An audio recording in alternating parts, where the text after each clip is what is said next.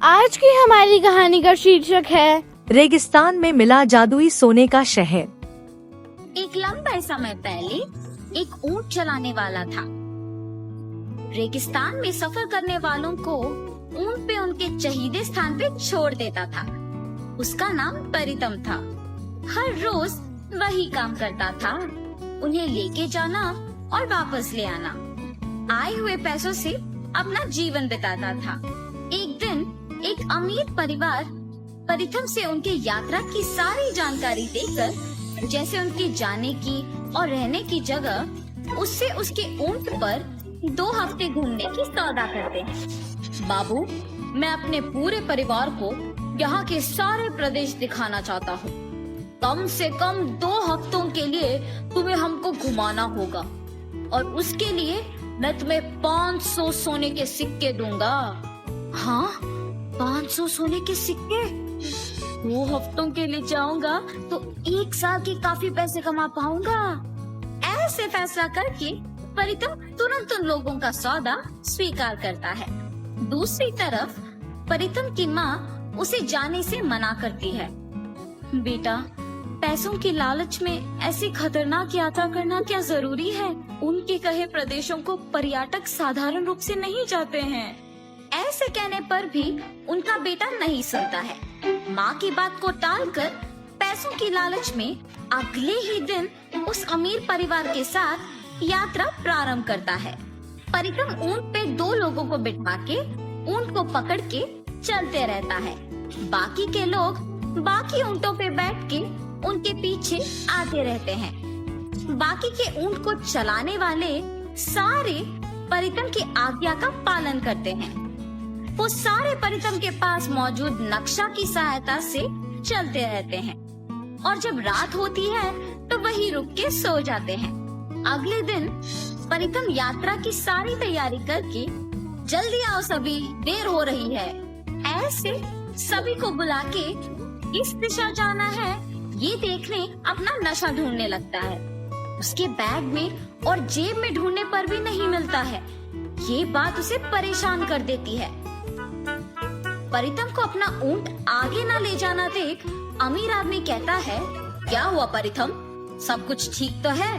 अगर नहीं है तो तुम्हारे पैसे नहीं मिलेंगे और तुम्हारे प्राण भी। डर के मारे परितम नक्शे के बिना ही उन्हें कोई भी दिशा लेके जाता है। ऐसे चलते हुए वो एक प्रदेश पहुंचते हैं। सारे मिट्टी के घर ढह गए होते हैं। दिखने में भी वो प्रदेश बहुत पुराना था। इन सब से अलग उस प्रदेश में एक बड़ा राक्षस का प्रतिमा था जो बिल्कुल खराब नहीं हुआ। ये सब देख के जब वो परिवार वाले पूछते हैं कि कहाँ आए, तो परितम कहता है कि वो एक विशेष जगह पहुँचे। सुनिए सुनिए, अब से पहले मैंने किसी को भी इस विशेष प्रदेश में नहीं लाया हूँ, ताकि अब ये देख के आश्चर्यचकित हो जाए।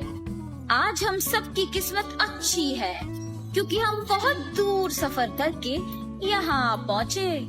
ऐसे झूठ बोलता है। हाँ, ये जगह दिखने में बहुत पुराना है और नष्ट किया हुआ लग रहा है।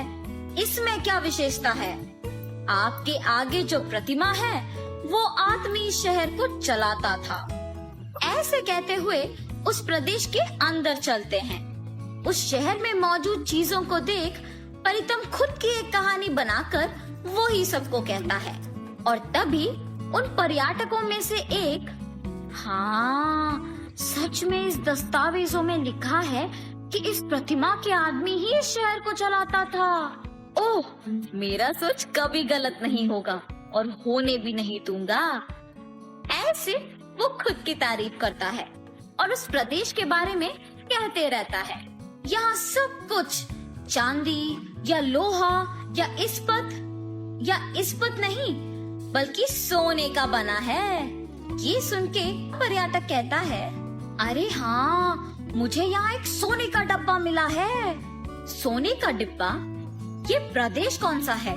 यहाँ के सारे लोग कहाँ गए? ये ऐसे पुराना क्यों हो गया है? यहाँ के लोग कपड़े भी सोने के ही पहनते थे। उनके घर सोने के बने थे और ये एक सोने का शहर था। परितम के दिल को तो पता था कि वो झूठ कह रहा है, लेकिन वहाँ के सारे लोग उसकी बातों का यकीन कर रहे थे और जो भी चीज उन्हें मिला वो उठा के ले रहे थे। कुछ ही देर में वो प्रदेश परितम के बातों के अनुसार ही सोने में बदल जाता है। नष्ट हुए मिट्टी के घर पुराने जैसे बन जाते हैं। ये देख पर्यटक और परितम दंग रह जाते हैं। प्रतिमा भी सोने का बन जाता है और चलना शुरू करता है। ये देख सभी वहाँ से भागने लगते हैं और छुप जाते हैं। ओए परितम, तुम्हारे ही बातों के अनुसार मैंने यहाँ सब बदल दिया, लेकिन सोचने की बात तो ये है कि तुमने जो कुछ भी बोला वो सच है। इस सारे दुनिया में किसी को भी इस प्रदेश के बारे में नहीं पता, तो तुम कैसे जानते हो? यहाँ क्यों आए हो और ये सब कौन है? ऐसे वो प्रतिमा परितम को सवाल पूछता है और तभी उस प्रतिमा से छोटे छोटे भूत बाहर आके वहाँ के सारे लोगों को बंद कर देते हैं। हमें माफ कर दीजिए, हमें इस प्रदेश के बारे में कुछ नहीं पता। मैं सच कह रहा हूँ, मेरा यकीन मानो। मैंने अपना नक्शा खो दिया। इस अमीर आदमी के धमकाने की ही वजह से मैंने बिना सोचे कोई भी रास्ता को चुन लिया और वो रास्ता हमें यहाँ तक ले आई और कोई प्रदेश भी नहीं दिखाई दिया, इसीलिए हम यहाँ आ पहुँचे। 300 साल से कोई भी इस प्रदेश तक पहुँच नहीं सका, तो तुम्हें ये कैसे मुमकिन हुआ? आके हम सबको जगाया तुमने। तुम्हारा अब क्या करें? तुम सबकी जान ही हमारी तोहफे होंगे। ऐसे जब इन सबको पकड़ने की कोशिश करता है तो परितम ऊंट पे उपयोग करने वाला डंडा लेके उस प्रतिमा के सिर से अंदर घुस आता है। ऐसे करने के तुरंत ही सब कुछ पहले जैसे बन जाता है। जो सोने के चीजें उन पर्यटकों ने उठाया वो सब वापस मिट्टी के बन जाते हैं। तो अगर आपको हमारी कहानी पसंद आई तो हमारे चैनल को सब्सक्राइब कीजिए, लाइक कीजिए और शेयर कीजिए। मिलते हैं अगली कहानी के साथ जल्द ही।